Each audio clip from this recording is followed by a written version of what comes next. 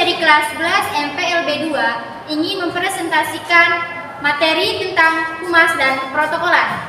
Sebelumnya, izin memperkenalkan diri, saya Fitriani sebagai moderator sekaligus pemateri ketiga tentang karakteristik humas. Saya Anita Dufatiani sebagai pembaca materi pertama yaitu definisi humas. Saya Davina Aulia sebagai pemateri yang kedua yaitu konsep humas. Saya Halimatus Sadia sebagai pemateri keempat yaitu ruang lingkup humas. Saya Nurul Mahya sebagai pemateri 5 tentang sejarah humas. Saya Salsabila Nur Afriliat sebagai pemateri 6 tentang definisi protokolan. Pengertian humas atau dalam bahasa Inggris publication yaitu praktik mengelola penyebaran informasi antara individu atau organisasi dan masyarakat. Pada dasarnya, humas merupakan bidang atau fungsi tertentu yang diperlukan oleh setiap organisasi, baik organisasi bersifat komersial maupun non-komersial. Selain itu, humas dapat pula didefinisikan secara kontinu dari usaha manajemen untuk memperoleh kemauan baik pengertian pelanggan, pegawai, dan publik yang lebih luas. Di pekerjaannya, seorang humas melakukan analisis dan memperbaiki diri dan menjadikan pernyataan keluar. Konsep humas menurut Arlip DKK 1994, konsep hubungan masyarakat pada dasarnya mengarah pada gagasan komunikasi dua arah, yaitu reciprocity timbal balik dan relationship yaitu hubungan. Konsep ini mulai menekankan pentingnya usaha-usaha untuk membangun saling pemahaman atau pengertian antara organisasi dan publik. Bukan hanya itu saja, konsep humas juga mempunyai perkembangan-perkembangan. Ada dua konsep besar yang menjadi latar belakang perkembangan public relation, yakni dalam tujuan bisnis, suatu perusahaan yang meliputi konsep dari suatu bisnis dan konsep modern dari suatu bisnis. Berikut ini penjelasannya mengenai kedua konsep. Yang pertama, konsep tradisional tertutup. Kedua, konsep tradisional terbatas. Ketiga, konsep tradisional eksternal. Yang keempat, konsep modern terbuka. Kelima, konsep modern tersebar luas. Keenam, konsep modern internal dan eksternal. Karakteristik humas terbagi menjadi 4. Yang pertama yaitu adanya komunikasi yang bersifat dua arah.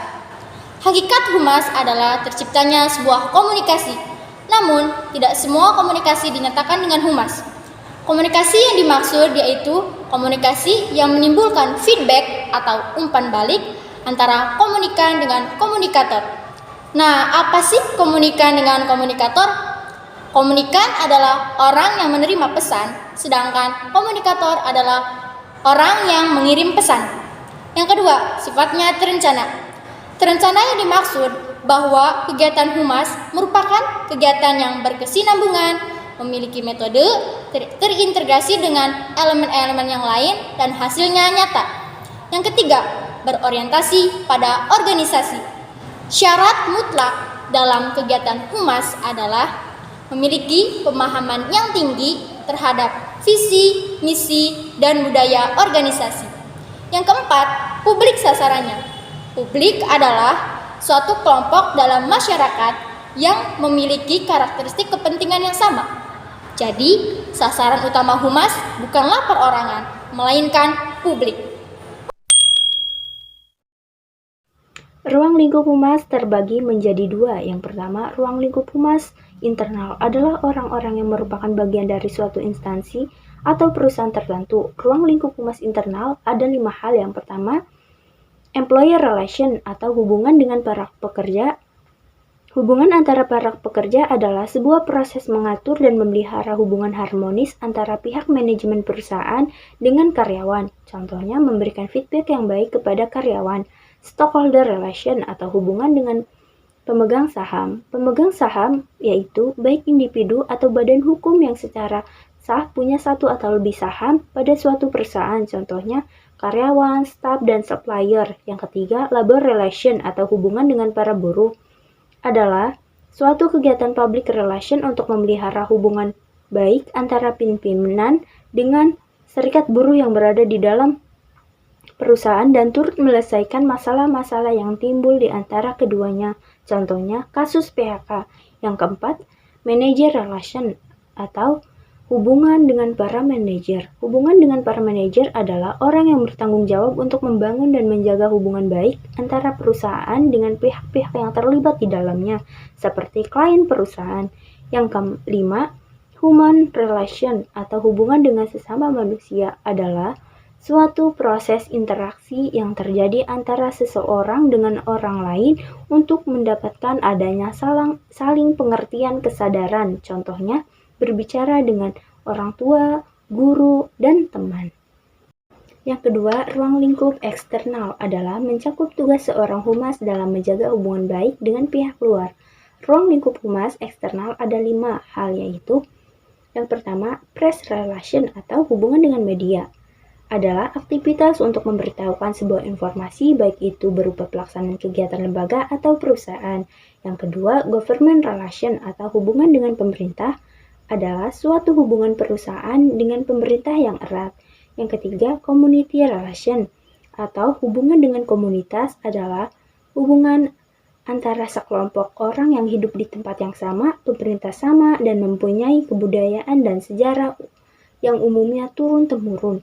Yang keempat, customer relation atau hubungan dengan customer adalah cara perusahaan menjadi hubungan baik dengan pelanggan untuk menciptakan pengalaman terbaik.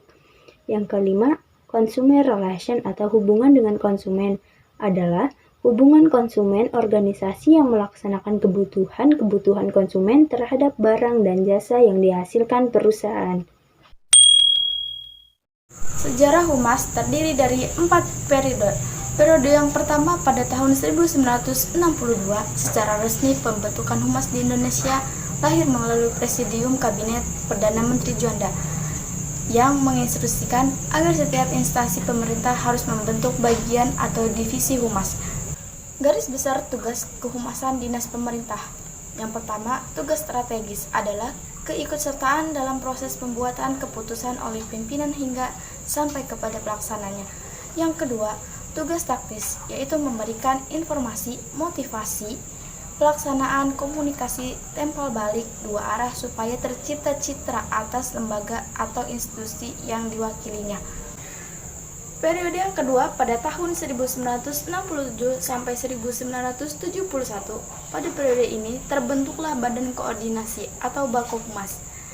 Tata kerja Bakohumas adalah ikut serta dalam semua kegiatan pemerintah dalam pembangunan bidang penerangan dan kehumasan. Yang kedua, melakukan pembinaan dan pengembangan profesi kehumasan.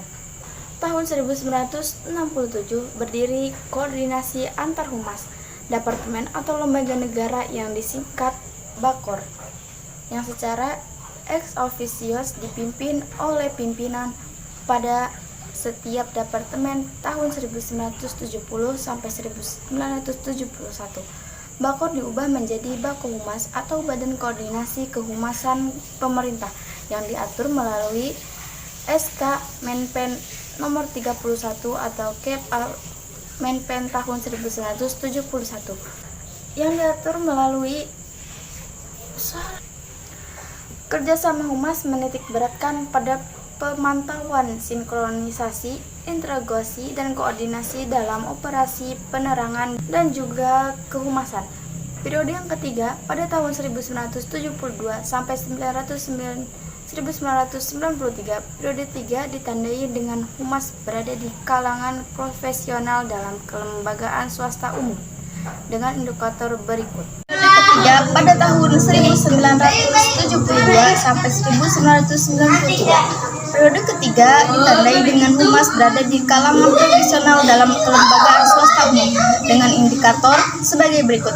Yang pertama, Perhimpunan Hubungan Masyarakat Indonesia atau Perhumas berdiri pada 15 Desember 1972 sebagai wadah profesi humas dalam lingkungan swasta dan pemerintah, seperti Wadiman Jajonegoro atau mantan Mendikbud, Marajenos atau mantan Kahukmas Pertamina, Konvensi Nasional Humas di Bandung, Jawa Barat. Pada tahun 1993 terlahir KEKI atau Kode Etik Kehumasan Indonesia. Perhumas juga tercatat sebagai anggota dari IPRA atau International Public Relations Association dan FAPLOT. atau Association Public Relation Organization. Yang kedua, APRI atau Asosiasi Perusahaan Public Relation, terbentuk pada 10 April 1987 di Jakarta dengan tujuan sebagai wadah profesi yang berbentuk organisasi perusahaan public relation yang independen. Periode keempat pada tahun 1995 sampai sekarang, periode ini relation berkembang di kalangan swasta bidang industri pelayanan jasa dengan indikator sebagai berikut. Yang pertama, tanggal 27 November 1995 terbentuk juga Himpunan Humas Hotel Berbintang. Definisi keprotokolan. Menurut Undang-Undang Nomor 9 Tahun 2010 tentang Keprotokolan, keprotokolan adalah serangkaian kegiatan yang berkaitan dengan aturan dalam acara kenegaraan atau acara resmi, yaitu meliputi tata tempat, tata upacara, dan tata penghormatan sebagai bentuk penghormatan kepada seseorang sesuai dengan jabatan atau kedudukannya dalam negara, pemerintahan, atau masyarakat. Istilah protokol berarti halaman pertama yang diletakkan pada sebuah manuskrip atau naskah. Sejalan dengan perkembangan zaman, pengertiannya berkembang semakin luas, yakni keseluruhan naskah yang isinya terdiri dari catatan, dokumen persetujuan, perjanjian, dan lain-lain dalam lingkup secara nasional maupun internasional. Perkembangan selanjutnya, protokol berarti kebiasaan-kebiasaan dan peraturan-peraturan yang berkaitan dengan formalitas, tata urutan, dan etikat diplomatik. Aturan-aturan protokoler ini menjadi acuan institusi pemerintahan dan berlaku secara universal. Demikianlah presentasi yang bisa kami sampaikan. Kurang lebihnya mohon maaf.